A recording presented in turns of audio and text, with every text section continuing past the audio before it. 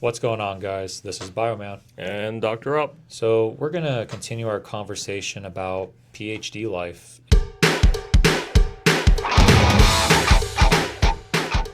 as to whether or not it's worth pursuing a PhD and whether spending many years in academia throughout your golden years is worth it. Whether that's your medical degree, whether that's, I guess law doesn't take that long. What I guess I'm saying is like school that takes beyond 4 to 5 years, but mainly the PhD being that both of us are PhDs here. Is it worth it?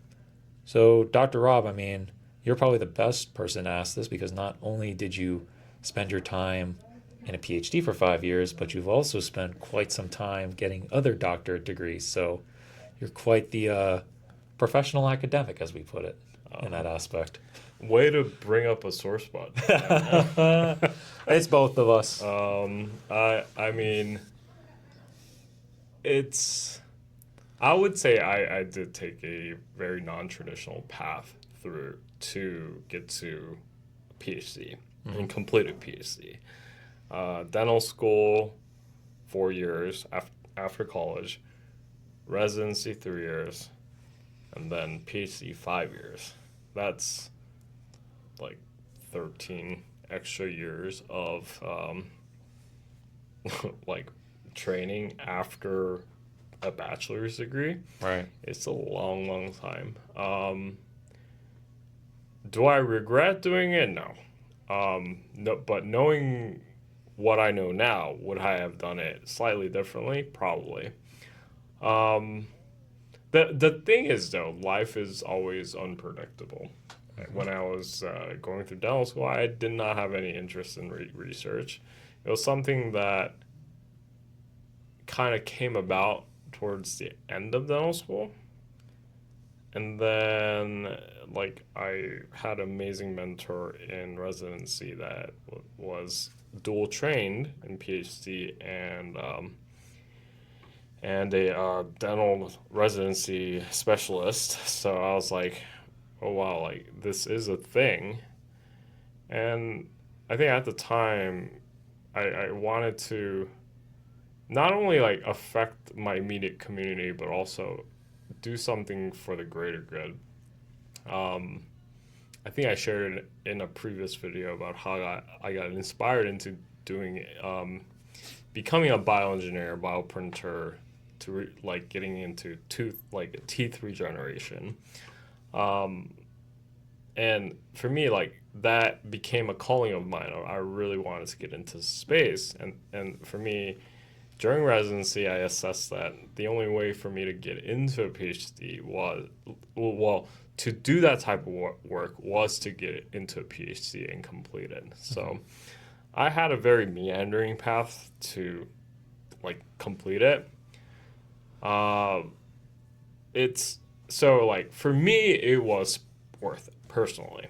And that's kind of, I think, where I wanted to take this conversation. It's sort of like you spent many years in university because you had your own mission and reason to do this that was very strong, that has allowed you to get to where you're at today, where you find yourself in this fulfilling path with, you know, being able to both practice dentistry and continue to learn about innovation in the space to build a purpose towards making impact in regenerative medicine.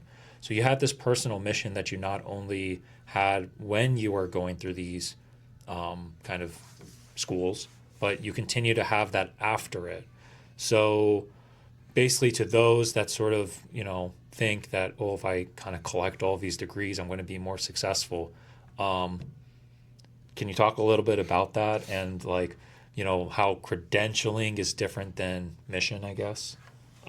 If you're in it for the credentials, that you want degrees behind your name, forgive me for saying this. That's not important. That's jack shit.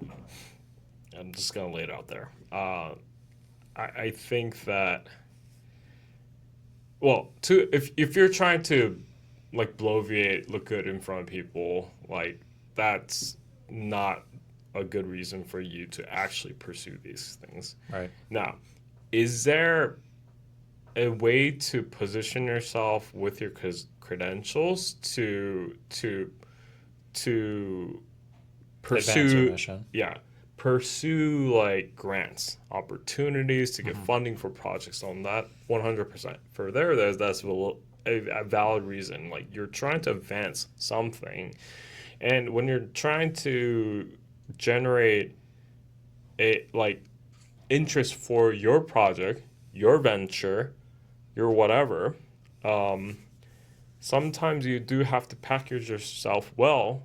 You know how to package yourself well at a certain point to really bring in the right players to help spur your mission.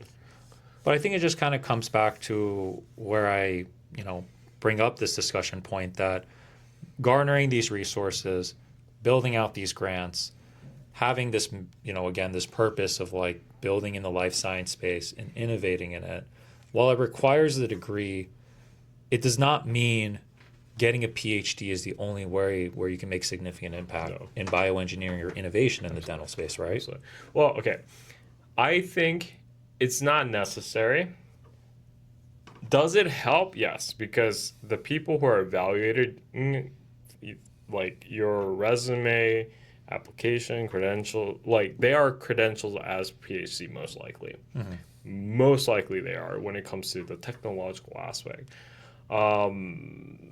So that matters in that regard, but I think it also depends on the type of work you're doing. Exactly. So like, yeah, if you're doing like bioengineering work, wet lab work, where you're dealing with stem cells, if you don't have a PhD, you're probably not going to be taken seriously. well, it's also like the industry is very nascent, right? I think what I'm trying to get at is like 20, 40 years from now, when the field, I would think becomes a lot more established, the field of bioengineering and stem cell research is going to kind of fall into the same camp as like how mechanical engineers and electrical engineers are seen, where it will become so vocational, our work, that the space of bioengineering is going to go from there's only like 5 people kind of doing it in the world versus it's a now well-established and respected field where people with masters and bachelors are learning the practice of bioengineering as a vocation. So getting a PhD almost becomes, kind of useless. And I don't want to say useless. I want to say more like if you want to innovate in this space, you don't have to go all the way up to the PhD once the field gets, mature enough. I know a lot of electrical engineers and mechanical engineers that they don't have PhDs, but they know the knowledge of that of a PhD. A PhD, again, only serves to discover new knowledge in a field. Yeah. But if a field becomes established enough and you want to make impact and innovate in it, you just need to have the foundational skills. Like we learn a lot of the stuff skill-wise up to our master's level. Yeah. All the PhD is doing for us is just showing that we have an ability to contribute something new and create something new, which is why you get the PhD credential. Yeah. So I want to qualify what I said. Okay. So when it comes to building something, innovating, I think if you're in bioengineering, but you're working more on like AI stuff, computing. Yeah. You can build something on a computer, like you like code stuff, and you're able to create a certain prototype to like put out in the world. So like resources, do you need some? Probably like computing power, but the thing is like compare that to something that revolves around stem cells, like just like CRISPR, whatever. The amount of capital you need for that is so much more than AI computing stuff. Like, so lifting it off the ground requires, like, yes, we get a PhD, we're able to build it, like, whatever it is, but, like, you need so much more financial backing and support, institutional support for a bioengineering, like a actual like bioengineering project, as opposed to something like tech. Yeah. And I think where I'm trying to get at, and I 100% agree with you, is that this conversation in terms of how the structure of bioengineering innovation outside of academia works, only works right now because we're in 2026, where you have the PhD applying for the grant, we get non-dilutive funding, and we hire people from, say, the undergraduate all the way up to like, senior technician level. Yeah. And what I'm trying to get at is that in a couple years from now, when bioengineering becomes more, standard practice, scaling up stem cell technologies may change, like the way that we actually invest in these ventures may change in terms of where the PhD is in this position of developing these technologies. Right now, because there's not, it's becoming a more and more popular field, but because not a lot of people are building startups in bioengineering, the structure of building these ventures are people with PhDs apply to grants at the NIH, the NSF, we have SBIR and all that stuff, and then they get non-dilutive funding, and then we hire technicians at different levels, or even undergraduates that want to gain more experience in this space to build out the infrastructure to create a scaled technology or translational technology in this space. Yeah. But that's just the reason that this works is because there are PhDs who are credentialed that can apply to these grants, because these institutions trust people that have gone through a PhD, understand how to conduct and perform experimental design. But once the knowledge is out there and everything becomes standard of practice, it's probably going to change. And then they might maybe even not only have PhDs apply for these grants, but who knows? Yeah. I mean, that's going to require decades for that shift to happen. I just think like the PhD will what's basically going to happen, I think, is that the standard of the PhD and the definition of a PhD and academic degrees in this space is going to change a lot once we get to that stage where bioengineering becomes almost standard practice in industry. But we're not quite there yet. It's still very much like everyone's trying to figure out how to make this work sort of thing between industries, FDA, and academia. So we're like, okay, the 1% of crazies that were willing to go through this to the end, you guys just write some grants on some ideas, and if we like it, we're going to give you money, and then you figure it out from there. Yeah. But I don't think that's going to actually, that system is not going to be sustainable for the long term. Yeah, because once it becomes very established, we can't just necessarily have those 5 or 10 people that finished a PhD to be the only ones kind of creating out these ideas. There are plenty of smart people that decide not to do a PhD but also want to innovate, that can also present novel and innovative ideas to the NIH. But that also requires a restructuring of these agencies to recognize the quality of the work as being just as important as the credentialing. Yeah. But that's a big, that would be a huge change.